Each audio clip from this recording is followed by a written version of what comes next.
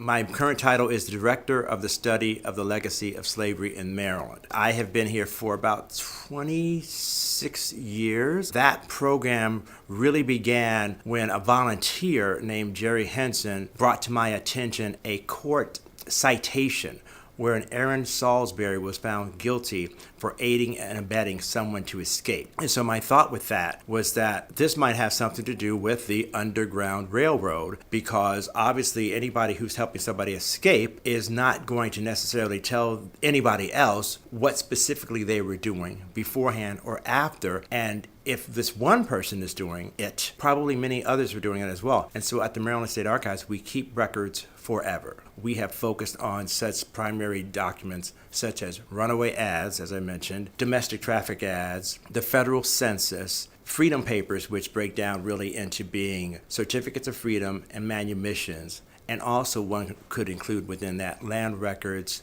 and wills. Because within both of those type documents, people could be freed. And all those are here at the Maryland State Archives for every county and jurisdiction, of which there are 24 in the state of Maryland. But there's been probably at least 100 or so individuals who helped me, volunteers, full-time staff, regular and contractual staff, fellows from the History Makers program out of Chicago, who have helped put this program together, who have helped lifted it up and kept it going. And because of their dedication, because of their passion, they kept looking into these records, these core records, and not for anybody that we already knew about, such as a Frederick Douglass or a Harriet Tubman or a Henry Highland Garnett. It was for any individual. Because what we are thinking is that if we go through all the runaway ads for, say, Montgomery County, or for Baltimore City, where the Reginald Lewis Museum is, then we're not trying to pick out one individual. We're trying to find all the individuals who may have been involved in this so that someone, as you said, years and years and years from now, may be able to find a record that speaks to their great-great-great-grandfather or their great-great-great-grandmother. Quite frankly, whether they were free or enslaved, or whether they were black or they were white. The first thing I'd want everybody to know is that not all black people, not all people of African descent were enslaved. Benjamin Banneker was never enslaved because his grandmother was freed because she was an indentured servant. She married a black person who was then enslaved, but she then freed him through their arrangement. So then the daughter they had, taking the status of her, Mary, was free, which meant that Banneker was free. There's so many different stories which I think are fascinating, which are almost, they're so fascinating that they seem like they're folklore. They seem like there's something that you couldn't believe. I mean, it's Anne Maria Weem who dressed as a man, and you're thinking like, but how did she do that? How did she actually go through that process? When did she come up with that idea? What was the makeup? What were the clothes that she wore? What was her interaction when she came in touch with, quite frankly, even another enslaved individual who was like, Anna girl, what you doing? I know who you are. You better turn around. And then how do you negotiate that interaction, much less the interaction between a slave catcher or if you're going past your owner and the owner is wondering, who is this person with whom I'm not familiar on my property? Who could this person be? But thinking that, well, it looks like a man and I don't have a man that size, so I'll just let them go.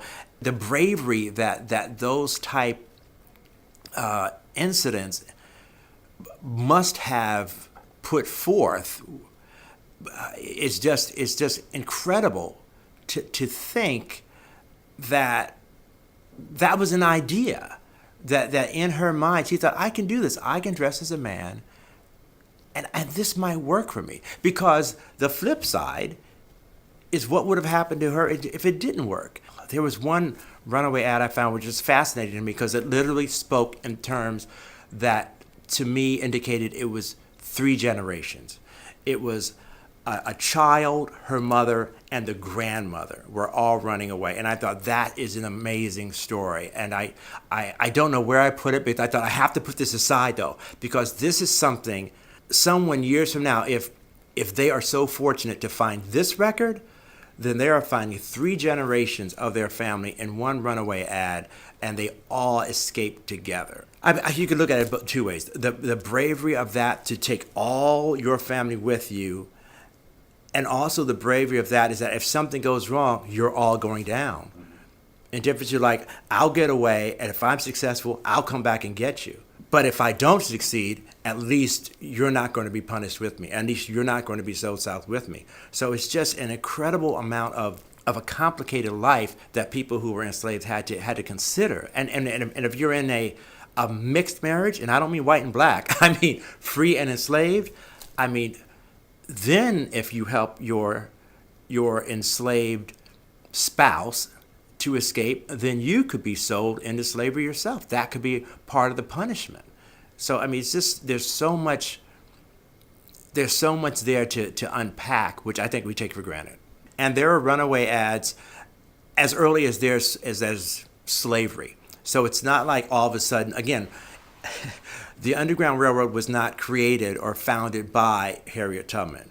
She is, I think, arguably the most famous conductor of the Underground Railroad, but people were already self-emancipating as soon as slavery began. And what's so incredible and so fortunate about runaway ads is that they are so descriptive of these individuals who ran away. Why are they that way? Because, again, there's no cameras, there's no photographs, so you have to use your words. This is what a person would put forth to find you again and put forth to justify their rights, so to speak, to capture you. Because there's also the consideration of that if you're a slave owner and you grab somebody else's property, then you're stealing that property too. So if you have an enslaved person and I have an enslaved person, they both run away, but you capture mine and keep them as yours. That's theft. So that's another reason why within these runaway ads, they will say, you have a scar on your left cheek and it's in the shape of a sickle. You have one eye that is slightly closed. You stammer when you speak. You're slight. You're heavy set. You are a skilled carpenter. I mean, it's very specific as to your physical description as well as to your potential motivation as to why you were run away in the first place. So from what the Reginald Lewis Museum is showing and what we have at the archives too, and what these records indicate is, quite frankly, the inherent hypocrisy between thinking that you could enslave a person because it's for their good and they're lesser than you, and at the same time within a runaway ad you'll say that they may be running away because they have family north of here, or they have a wife who lives there, or a father who lives there. Because now you're talking about their humanity at the same time that you want them back, denying them of their humanity. And I think that's what's so fascinating about these runaway ads, because at the same time the enslaver is fine with the demeaning of this individual, they are very well aware of how human this individual is. I know for the records that we have here, for runaway ads, domestic traffic ads, what have you, there's often mentions of other states. I've seen ones mentioning Texas or South Carolina. So there's so many other states that are mentioned, so many other areas that are mentioned within these runaway ads. So maybe you're from Idaho, or maybe you're from Kentucky, maybe you're from wherever else you are in the United States of America, but within these runaway ads, you may find your surname or surname of your maternal side, or maybe your father's maternal side represented, and you just haven't heard it before or read it before in documentation that is historically maintained and preserved. So I think certainly you should come here with that suspicion, because the first thing we would tell you is that, well, we're the Maryland State Archives. We're not going to advertise that we have stuff from Alaska or Wyoming or Texas, because that's not the crux of what we would have here. And Reginald Lewis Museum is going to be focused primarily on Maryland and Maryland documents as well. But that said, if you've been told that you have a connection to Maryland, then I think it's very worthwhile for you to, with that knowledge, venture forth to come here, especially if you are thinking about doing genealogy in this area anyway, and just see what some of the documents are like that you can look for regarding your own family. Before I started doing this, I didn't know what a runaway ad looked like. I didn't know what a domestic traffic ad looked like or a chattel record looked like. So you have to look at some of them to know what's authentic. And you don't know what you don't know. So that's why I say it's good to go to historical institutions, especially regarding African American related records, to know what is authentic and what isn't authentic, which even we had some discussion about birth records. If some of us remember, birth records was a topic of discussion some years ago. And I believe that some individuals just don't know what a birth certificate really looks like. Maybe you have yours, but do you have your original birth certificate, or do you have a card that says you were born to such and such parents someday? That's not your original birth certificate. That's something that fits in your wallet. Your original birth certificate is probably, I don't know, 5x8 or something like that, and it's going to look very different. Yeah, it's like an iPad size, and that's for whatever state. The one that former President Barack Obama had from Hawaii is going to look very different from the one that Chris Haley has for Washington, D.C., because Hawaii didn't have to adhere to Washington, D.C., and vice versa in creating a birth record. And I feel like, again, for those who don't know, they all look the same, and this doesn't look like that one. Well, they don't have to look like that one. They just have to have certain criteria, certain guidelines, certain rules and regulations that are pertinent to that state. And if they abide by that, then it is authentic. I think it's very important for people to think in terms of, if they're doing family history, genealogy, historical research of any type, within the capital of every state in the United States of America, within that capital there is a museum and or an archives that's going to hold the permanent records for that state. So one should be aware of that. With the Reginald Lewis Museum being a state museum, then one should know that there is an importance, there is a relevance and a significance to its creation and to its preservation that is significant to African American history. I mean, it certainly was significant when it was built, and it'll be significant for years, even in remembering who was Reginald F. Lewis. Because I think there's something that to be said for the fact that there's so many schools and institutions which are named after individuals, and the kids have no idea who that person is. So that's a consideration that should, again, not be taken for granted. If you go to a building that has a name, try to find out who that person is. Obviously, right now, we have the issue with Confederate monuments, this, that, and the other, and who it's named after is a big deal. What that person's background is a big deal. It's the same thing for institutions where historical records. We're named after Edward C. Pappenfuss, the Maryland State Archives is, because he was a significant visionary for what we have become as an institution. Reginald F. Lewis is a visionary of an African American businessman who was able to achieve so much at a young age, so that in his honor, a museum that is dedicated to the preservation of African American history has been created and is supported by the state of Maryland.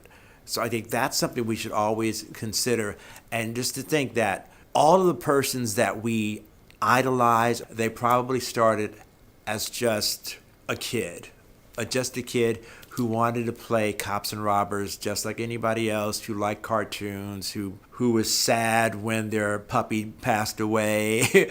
I mean, who wanted to make friends in school, who was sad if he got or she got turned down at the prom. I mean, just remember that everybody starts out as a regular old human being, and things happen in their lives that are historic. And if we respect that, then I think we can respect a duality and a commonality between all of us. Because it's not just about making sure that we recognize African American history. It's making sure that African American history is recognized along with European history or Native American history or LGBTQ history or any other history. It's that there should never ever be situations where anyone is absent from the historical documentation of this state, of this country, of this continent, of this world. That's what we have to get away from. And Reginald F. Lewis Museum is one example of cementing a history that, quite frankly, if things had been even from the beginning, would not have to be. I mean, that's the irony of it.